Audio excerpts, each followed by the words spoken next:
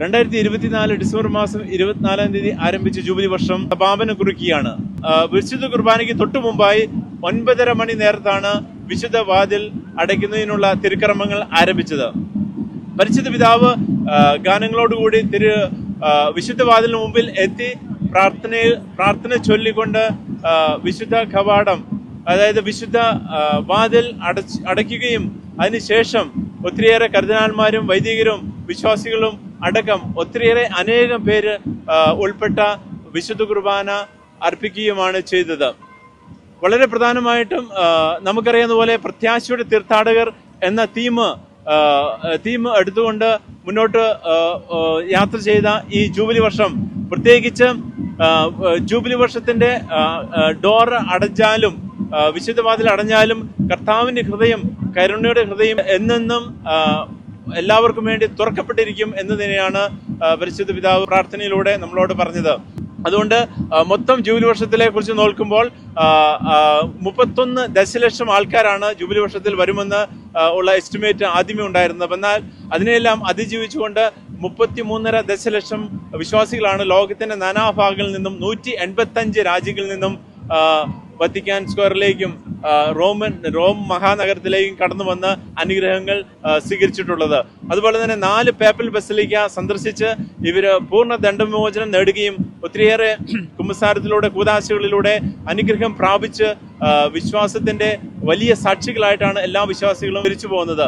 ഒഫീഷ്യലായിട്ട് ഈ ജൂബിലി വർഷത്തിന് സമാപനം കുറിക്കുമ്പോൾ വിശുദ്ധ സെന്റ് പീത്രോ ബസിലിക്കായുടെ ഹോളി ഡോർ അടയ്ക്കപ്പെടുമ്പോൾ പ്രത്യേകമായിട്ട് ഓർക്കേണ്ട ഒരു കാര്യമുണ്ട്. പ്രതീക്ഷയുടെ ഈ വലിയ സന്ദേശം ലോകത്തിൽ ഏറ്റെടുത്തുകൊണ്ട് എല്ലാ വിശ്വാസി ജനങ്ങളും ലോകത്തിലേക്ക് അവരുടെ വിശ്വാസ ജീവിതം നയിക്കുവാനായിട്ട് പുറപ്പെടുകയാണ്. അപ്പോൾ തീർച്ചയായിട്ടും പരിശുദ്ധ പിതാവ് ഫ്രാൻസിസ് മാർപ്പാപ്പ ആരംഭിച്ച ഈ വിശുദ്ധ ജൂബിലി ലിയോ 14 മാർപ്പാപ്പയാണ് അവസാനിപ്പിക്കുന്നത്. അത് തിരുസഭയുടെ ചരിത്രത്തിൽ രണ്ടാമതാണ് ഒരു മാർപ്പാപ്പ ജൂബിലി വർഷം ആരംഭിച്ചിട്ട് മറ്റൊരു മാർപ്പാപ്പ അവസാനിപ്പിക്കുന്നത്. അത് സംഭവിച്ചത് 1700-ാം ആണ്ടിലാണ്. വിനോസന്റ് മാർപ്പാപ്പ വിശുദ്ധ വാരം ആരംഭിക്കുകയും അതിനുശേഷം വിശുദ്ധ ക്ലെമന്റ് 11-ാമൻ മാർപ്പാപ്പയാണ് 1700-ലെ വിശുദ്ധ ജൂബിലി അവസാനിപ്പിക്കുകയും ചെയ്തത്. അതുകൊണ്ട് തീർച്ചയായിട്ടും ഒത്തിരിയേറെ വ്യത്യസ്തത നിറഞ്ഞ ഈ ജൂബിലി വർഷം എല്ലാവർക്കും സന്തോഷത്തിന്റെയും പ്രത്യാശയുടെയും തന്നെ വലിയ ഒരു സന്ദേശമാണ് നൽകിയിരിക്കുന്നത്.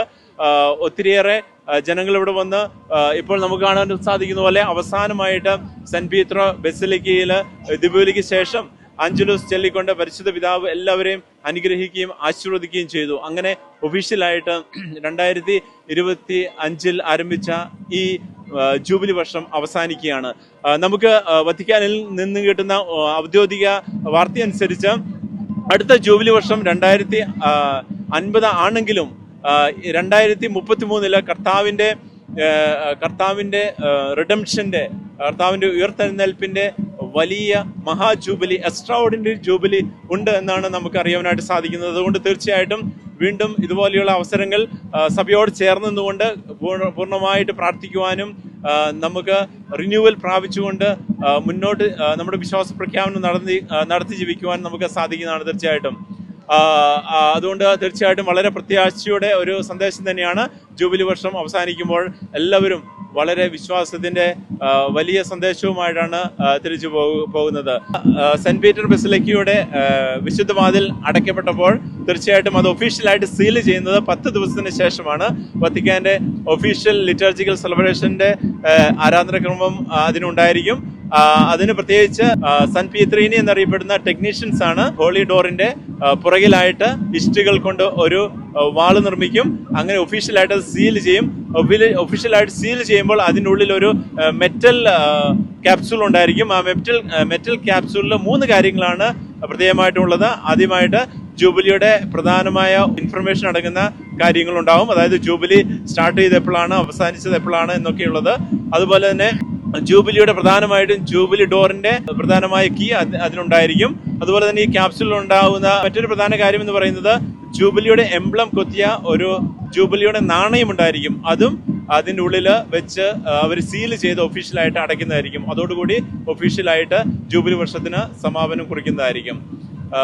ഏതായാലും തീർച്ചയായിട്ടും വിശ്വാസത്തിന്റെ പ്രതീക്ഷയുടെ തീർത്ഥാടകരായിട്ട് എല്ലാ വിശ്വാസികളും ഈ ജൂബിലി വർഷത്തിൽ അനുഗ്രഹം പ്രാപിച്ചുകൊണ്ട് മുന്നോട്ട് തന്നെ പോവുകയാണ്. പ്രതീക്ഷയുടെ തീർത്ഥാടകർ എന്നത് തീർച്ചയായിട്ടും വളരെ ശക്തമായ ഒരു ആപ്തവാക്യം തന്നെയായിരുന്നു ജൂബിലി വർഷത്തിൽ എല്ലാവർക്കും അനുഭവിച്ചറിയുവാനായിട്ട് സാധിച്ചത്. വത്തിക്കാൻ സ്ക്വയറിൽ നിന്നും ഫാദർ ജോബി പോളിനോടൊപ്പം ഗുഡ്നസ് ചാനലിന് വേണ്ടി ഫാദർ ജോജി പോൾ.